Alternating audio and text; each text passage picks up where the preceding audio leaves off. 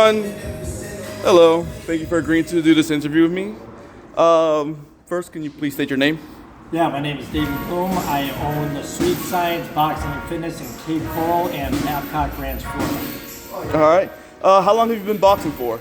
So I've been boxing off and on for about 12 years. Started in my youth as a training tool. I was playing competitive basketball. A lot of my teammates growing up were in competitive boxing, and they introduced it to me at the age of 12. Did it through the age of about 18, 19. And then as an adult, used it as a training tool as well into my mid-30s, and now 40 years old. So about 12 years ago. What would you believe is the benefits of high-intensity sparring?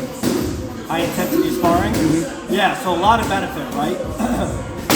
Boxing, I believe, is the best full-body workout you can possibly get. When it comes to sparring, you're also mentally challenging yourself, right?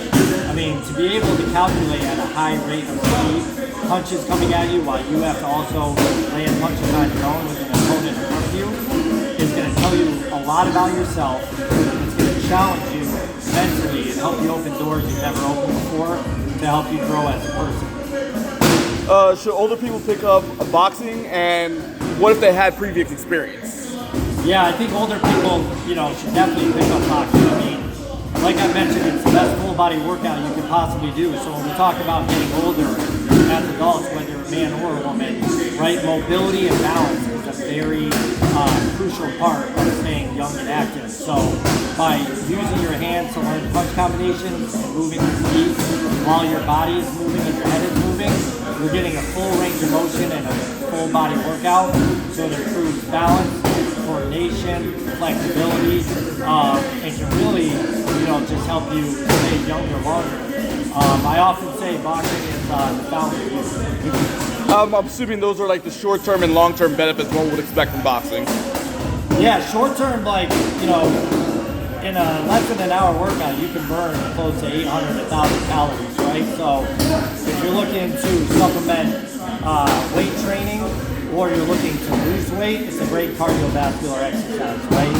I also talked about the mental component of it as well. So people who are, working 9 to 5 or out there, in a skilled labor force, they can blow off a lot of steam by hitting the bags and learning a skill like boxing, right? So great short-term stress reliever, and long-term, going back to as we age, right? It's a great full-body exercise to keep you feeling young, and you don't have to go into the gym and focus on one body part at a time. You can get that full body exercise every time you come into a boxing. All right. What would you suggest for the elderly who struggle to get up and take care of their basic needs? Yeah, one day at a time. So, I actually teach a specialized class in here for elderly members with Parkinson's disease. And one of the areas that's impacted first is their gait, their balance, right? So really that's sitting up, sitting down, standing up, sitting down motion, it's very important. So some of those members come in and it's really a struggle to get out of bed in the morning or off their couch, right? So focusing on their balance and those daily motions that we use at home, like sitting down in a chair or in our couch or laying down in bed, we replicate those here in the gym so they can improve those and really slow down the progression of that. So I would just encourage everyone to come in and try it out. I always tell people, pace yourself when you need to and push yourself when you're able to. How do you modify or adapt the training for someone over 60 to keep it safe but effective still? Yeah, safe and effective, right? So we give everyone hand wraps and 16-ounce gloves, right? So it's really going to protect your knuckles and your wrist from any flexion or straining or injuring your hand when you're hitting the bag. So, I have fighters in here that are in their, mid-teens or early 20s. And right next to them could be, a 60, 78-year-old person. So that person next to that, fighter who might be training for an upcoming fight is obviously going to pace themselves, right? And then when they're feeling good, they're able to push themselves a little bit harder. So I always tell people, take it one day at a time. It's going to get easier over time, and just stick with it, right?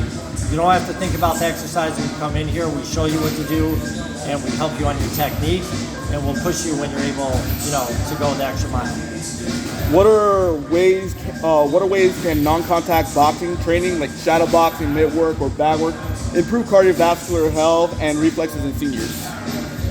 Yeah, that's an excellent question. So I'm not a doctor, right? But I've had several members in here that have history of seizures, or different nerve issues, or like I talked about with the Parkinson's clients. I think that dynamic full body exercise is just different than riding a bicycle or taking a brisk walk or a light jog or going to the gym and lifting weights, right? I think that repetitiveness and staying consistent, you're going to train your body and work different quick twitch muscles that you can't with lifting weights, by putting the gloves on. So you're going to get huge cardiovascular benefit from that. And at a minimum, people are elevating their heart rate to 130, 140 beats per minute. So, as you get in better shape, that goes up to 170 to 200 beats per minute, right? As you're really pushing yourself and you get in better shape. So again, I'll fall on this sword all day long, but I don't think there's a better full body workout, on the planet. I think boxing is the best. So for cardiovascular and elevating your heart rate, especially, if you struggle to do that, if you have a pre-existing condition, come into a boxing gym and try it out. Thank you very much, sir. You got it. Thanks for having me, Mike. Thank you.